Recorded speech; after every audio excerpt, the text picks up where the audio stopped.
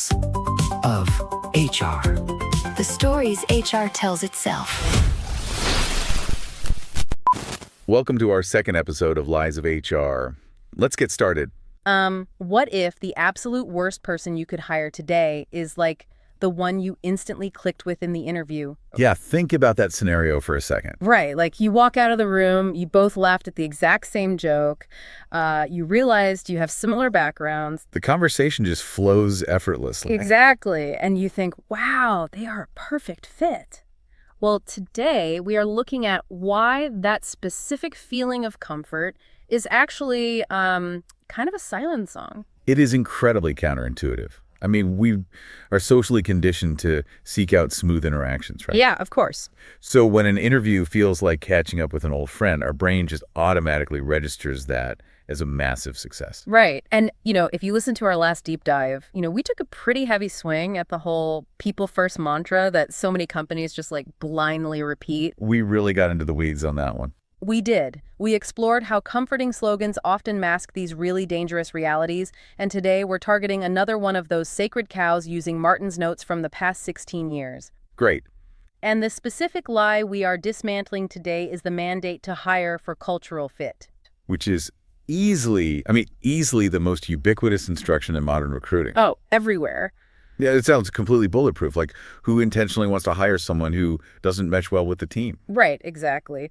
But before we really get into the mechanics of this, I want to be crystal clear about our stance here. We are speaking directly to you, whether you're, a hiring manager, a job seeker, or just trying to navigate corporate dynamics. Yeah, this is absolutely not an attack on human resources. No, not at all.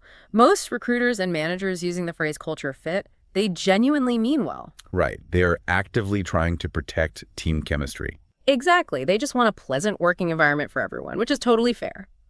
So our target today is the practice itself, not the people implementing it. Right. We want to give you the straight insider truth on why screening for fit quietly undermines your organization and, more importantly, how you can restructure your hiring to actually fix it. Okay, let's unpack this. So when you strip away the corporate jargon, culture fit usually functions as this highly sanitized cover for homophily. Homophily meaning the natural human tendency to just gravitate toward people who are exactly like us. Precisely.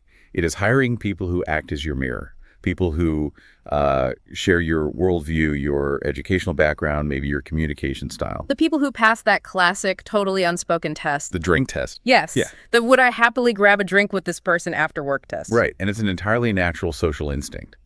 But in a professional setting, it is the exact mechanism that builds a very fragile monoculture. What's really fascinating to me is how invisible this process is to the interviewer. You genuinely believe you are assessing a candidate's competence, right? Yeah, but you're actually just assessing your own comfort level. Exactly. What's fascinating here is the psychological term for this. It's called looking glass merit. Looking glass merit. I love that. Yeah. When you sit across from a candidate whose mannerisms and, cultural references mirror your own, your brain actually takes a shortcut.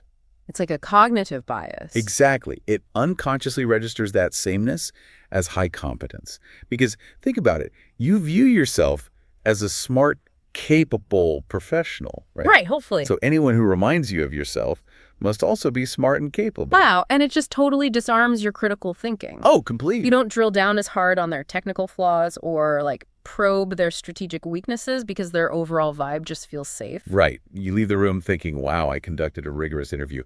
But you basically just gave a high score to your own reflection. But wait, let me play devil's advocate for a second. Isn't team harmony a good thing? Shouldn't we want people who get along perfectly? Well, think about how a botanist views a completely uniform field. Let's say you have a massive garden planted with just one single crop. Okay. Visually, it looks incredibly tidy. It's perfectly uniform. It's easy to manage, and it appears highly successful. Right. But biologically, it is a total ticking time bomb. Exactly. Because every single plant in that garden shares the exact same genetic vulnerabilities. Like a specific pest rolls through, or, there's an unexpected shift in the weather patterns. You don't just lose a few plants. The entire garden dies at once. Because there is zero built-in resilience. Yes. That is the perfect biological equivalent of a corporate monoculture. A team of carbon copies shares the exact same blind spots. Right. Their problem-solving approaches are entirely predictable. So when a market disruption happens or a competitor emerges with like an unconventional strategy, nobody on the team is positioned to see the threat because they are all looking out the exact same window. precisely. What looks like harmonious safety is actually a slow decline. It's a comfortable glide right into obsolescence. You're insulated right up until the exact moment you become irrelevant. Right. Which forces us to ask a really difficult question.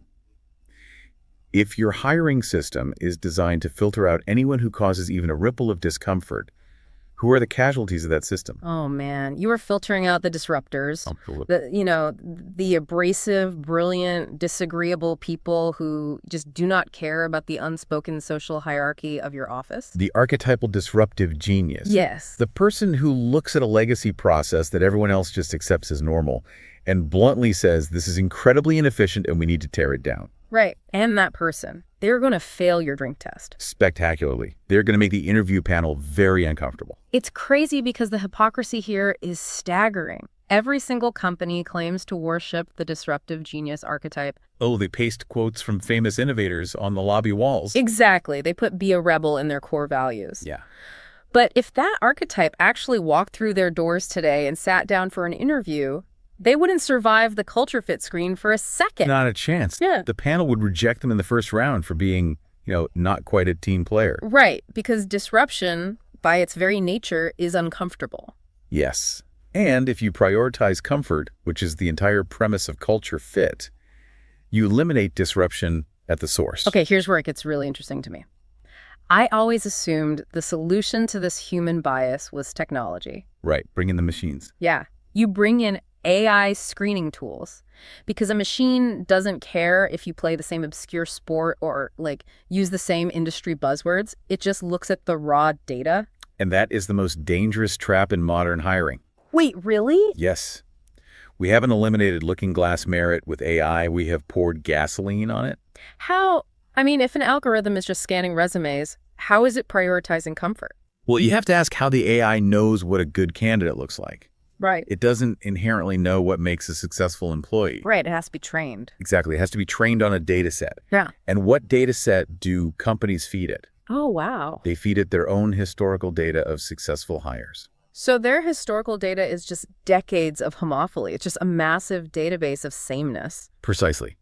The algorithm looks at your past hires and finds the mathematical patterns. Okay. So if your human recruiters have historically favored people from, say, 3 specific universities who use certain phrasing or who have a specific gapeless career trajectory. The AI learns that those traits equal success. Right. It finds hidden proxies for race, age, and class, and it systematizes them. So it takes that totally subjective human bias, locks it into cold hard code, and then executes it instantly across thousands of resumes. All behind a veneer of data-driven objectivity. That is terrifying. It is. People assume that because a computer made the decision, it must be neutral. But the AI is just laundering your past biases. It makes them invisible and infinitely more efficient. Which completely explains the regulatory reality check in the notes. Yes. Because this is exactly why employment AI is no longer being treated as just some harmless administrative tool. Regulators are waking up. Oh, they are wide awake. Yeah, like in the European Union, employment AI is officially classified as high risk. Right. The full obligations under the AI Act, I'm talking mandatory bias testing, extreme transparency, strict human oversight, those go fully live in near future. And we already have jurisdictions enforcing bias audit rules right now. Exactly. And when the law has to step in to stop your tech stack from quietly discriminating at scale, the narrative that culture fit is just about protecting team harmony completely falls apart. It is a systemic liability, period. So what does this all mean? We've spent a good amount of time diagnosing the disease, right? The looking glass merit, the defenseless monoculture, the AI laundering our blind spots. Yeah, it's a lot. But the mandate for this deep dive is to really focus heavily on the fix. Martin's notes provide 5 highly practical, honest alternatives. Which is so crucial. Right. So if we are ripping out the culture fit filter, what actually replaces it? Let's get into the first move. Well, the first alternative requires a fundamental shift in vocabulary. You have to actively change the question you ask yourself in the interview room. Okay. You move from seeking culture fit to seeking culture add. Culture add. Wow, that completely shifts the posture of the interviewer. It really does.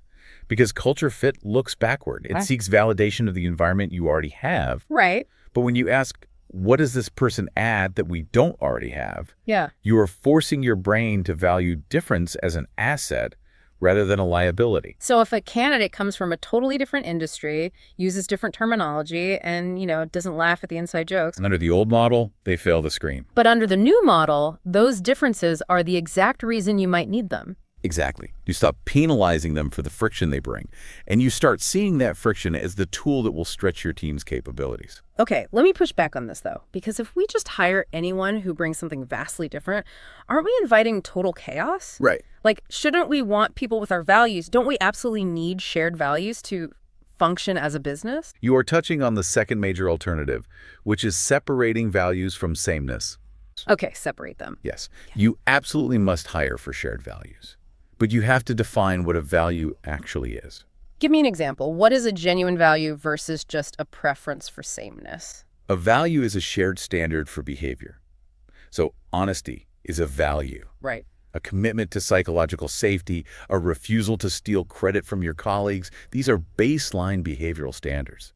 And you should interview aggressively to ensure a candidate meets those standards. So will you treat your coworkers with respect? That's a value? Exactly.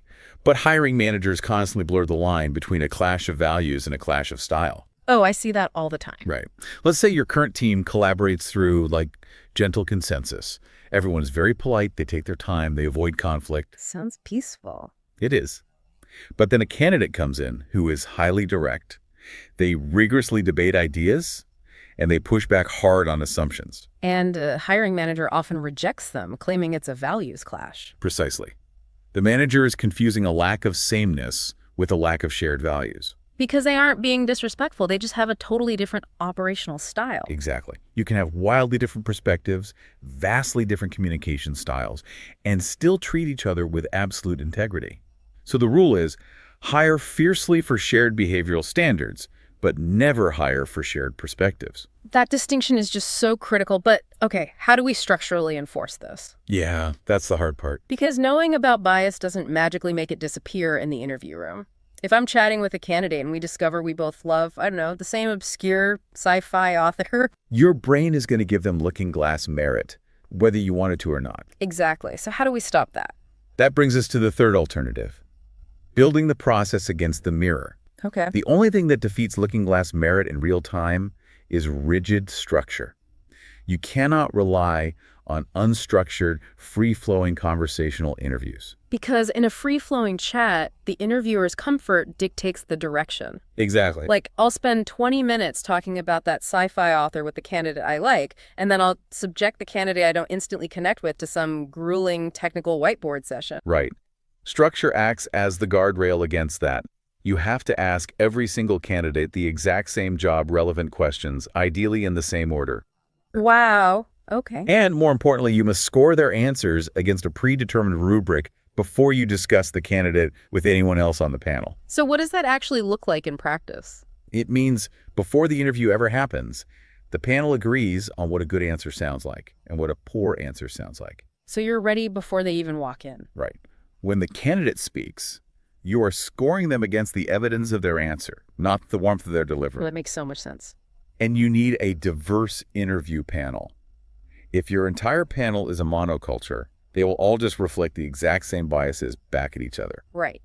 A diverse panel utilizing a strict rubric forces the decision out of the realm of gut feeling and into the realm of empirical evidence. I mean, I hear you, but it sounds incredibly clinical. I can imagine hiring managers pushing back on this, saying it ruins the organic flow of getting to know someone. It does ruin the organic flow. That is the point. Oh, wow. That annoyance they feel, that friction of having to stick to the script, that is the structural safeguard working.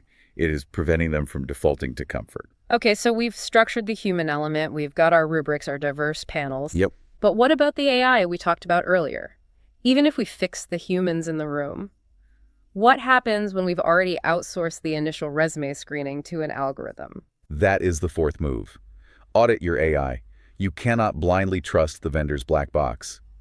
Because the software vendor is always going to hand you a glossy brochure promising their tool eliminates human bias and promotes diversity. Oh, they will promise you the moon. But you have to remember the mechanics of machine learning. If it trained on your historical data, it absorbed your historical sameness. You have to demand proof. But how does a company even do that? I mean, I'm not a data scientist. How do I audit an algorithm? You demand that the vendor provides the results of rigorous bias testing. Okay. In practice, data scientists test these systems by feeding them controlled data sets. So resumes that are identical in qualifications but vary in demographic markers, names, or non-traditional educational backgrounds. Right, to see what the machine does with them. Exactly. If the algorithm disproportionately drops the resumes with non-traditional markers, it has a baked-in bias. You have to ask the vendor, show me the data, proving this system does not unfairly filter out specific demographics. And you absolutely must maintain human oversight. You cannot outsource the ultimate judgment to code and just call it objective. Which, as we noted, isn't just a best practice anymore. In places like the EU, it's becoming the law. Ignorance of how your AI works is just no longer a valid legal defense. Not at all. So if we connect this to the bigger picture, we have covered changing the vocabulary to culture add, separating values from style, using structural rubrics, and auditing the algorithms. Right. But the final alternative from the text is perhaps the most difficult to execute because it deals with what happens after the offer letter is actually signed. Okay, what is it? You have to make trust the real foundation. Let's play this out. Let's say a company does everything right. They use the rubric, they audit the AI, and they successfully hire that disruptive, brilliant archetype who thinks completely differently than the rest of the team. A huge win. Right. And that person starts on a Monday. On Tuesday morning, there's a strategy meeting, and the new hire points out a catastrophic flaw in a legacy project that the senior leadership absolutely loves. What happens? That Tuesday morning meeting is the moment of truth. Because diversity without trust isn't a superpower. It is just friction. Diversity without trust is just friction. That is an incredible way to frame it. It is the harsh reality of organizational dynamics. Yeah. If you specifically hire someone for their different perspective, but your internal culture secretly demands conformity. Right. If you socially or professionally punish them for actually voicing the dissenting thought they were hired to provide, you trigger a very predictable chain of events. I can see it. The new hire quickly realizes that speaking up is dangerous. Yep. So they either assimilate, they quiet down, hide their unique perspective, and just become another mirror to survive. Or they leave. The friction becomes too exhausting and they quit. And in either scenario, the organization is dragged right back to the fragile monoculture they started with. The only difference is they have now wasted a tremendous amount of time and capital in the process. You can't just inject a disruptor into a fragile environment and expect innovation. You have to build an environment that can actually withstand the disruption. Exactly. Trust is the mechanism that converts the friction of diverse opinions into actual innovation. Yeah. You have to build a culture where difference is not only hired, but where it is structurally safe to exercise. Right. Only then do the people you fought so hard to recruit actually have the power to change the trajectory of the company. This requires such a profound shift in how we approach building teams. I mean, escaping the monoculture doesn't happen organically. No, it doesn't. It requires making active, deeply uncomfortable choices at every single stage. From how you interrogate the tech vendors, programming your AI, to how you enforce rigidity in your interview panels, to how a manager responds to dissent in a Tuesday morning meeting. It is relentless, continuous work. But it is the critical difference between building a team that feels very comfortable today and building a team that has the resilience to actually survive tomorrow. Absolutely. So as you head back into your workday, whether you are prepping for an interview, reviewing a stack of resumes, or just sitting in a team meeting, I want you to hold on to one final thought. Yeah. The next time you are interacting with a new hire and you feel an immediate spike of internal friction or discomfort with one of their ideas, instead of viewing that friction as a failure of the hiring process, ask yourself a different question. What if that discomfort is the exact value they were brought in to provide? What if that friction is simply the sound of the monoculture breaking? Because ultimately, the goal was never people who fit.